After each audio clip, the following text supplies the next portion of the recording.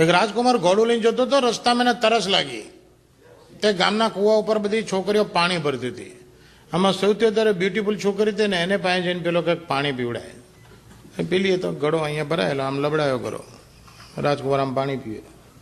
રાજકુમારે પાણી પીતા પીતા પેલીની છાતી જોઈ, એની બોડી જોઈ, એની ફિગર જોઈ, એની બ્યુટી જોઈ, એટલે એની ચોદાની નજર બગડી.